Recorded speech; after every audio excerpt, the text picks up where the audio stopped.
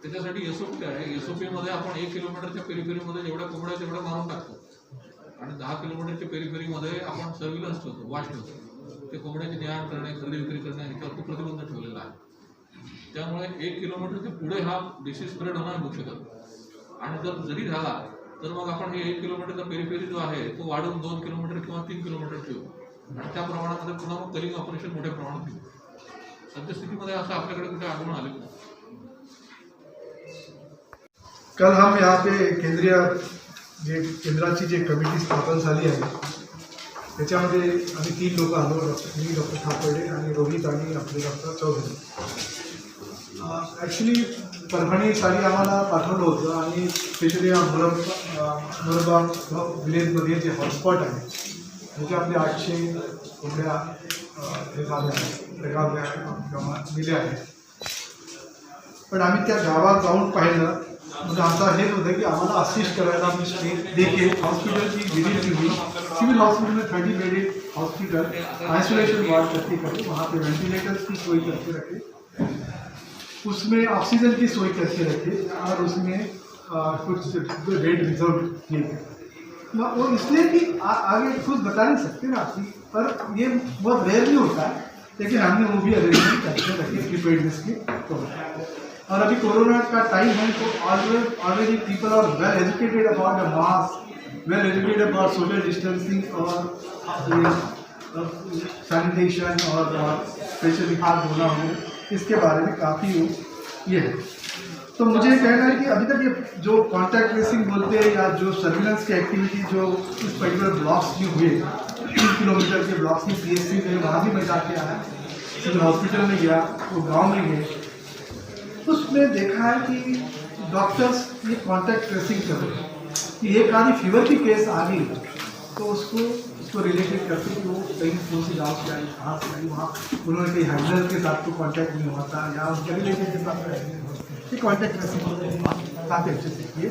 और अभी तक 1444 पॉपुलेशन को उन्होंने अंडर सर्विलेंस है और उसमें टोटल पॉपुलेशन उस ब्लॉक का अंडर सर्विलेंस है. उसमें से 28 स्वैब लिए गए हैं, NIV पुणे में भेजा गया है और सभी निगेटिव है एवियन इन्फ्लुएंस ब्लॉक के लिए.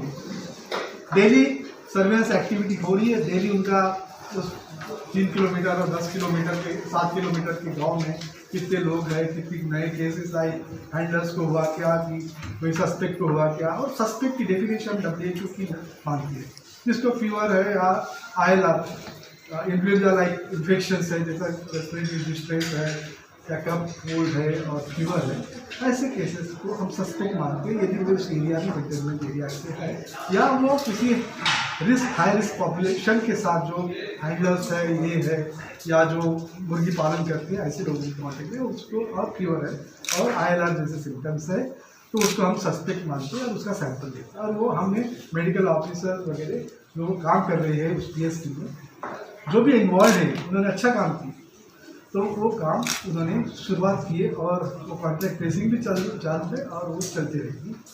ये तो इंडिया में अभी तक एक भी केस है नहीं. ये एरिया में इतने आदमी है, इसको नहीं हो, लेकिन फिर भी आप बोल रहे कि नहीं, हर चीज़ का तो प्रिवेंशन देना चाहिए और होने तक राहत देखने की जरूरत नहीं, पर ये बहुत रेयरली होता है. कैसे होता है? कैसा ये और रेस्पिरेटरी ट्रैक इन्फेक्शन जैसा respiratory tract infection, airborne infection control मुर्गियों से जो कंटिन्यूसली हैंडलिंग करते हैं, तो कंटिन्यूस हैंडलिंग करते वहाँ रहते हैं, तो नेचुरली कभी कभी वो कोई स्ट्रेन और कोई ये आ जाए तो ये इंडिया में तो नहीं हुआ लेकिन बाहर पे हुए हैं तो उनसे ही हुआ है. बाहर ड्रॉपलेट इन्फेक्शन बोलो या फोमाइट से बोलो या रेस्पिरेटरी ट्रैक इन्फेक्शन से. इंडिया में एक भी केस नहीं है. परभणी महानगर न्यूज़ नेटवर्क को आप किस तरह पसंद कर रहे हैं, इसलिए लाइक कीजिए, शेयर कीजिए, कमेंट्स कीजिए, उससे पहले सब्सक्राइब करना ना भूलें.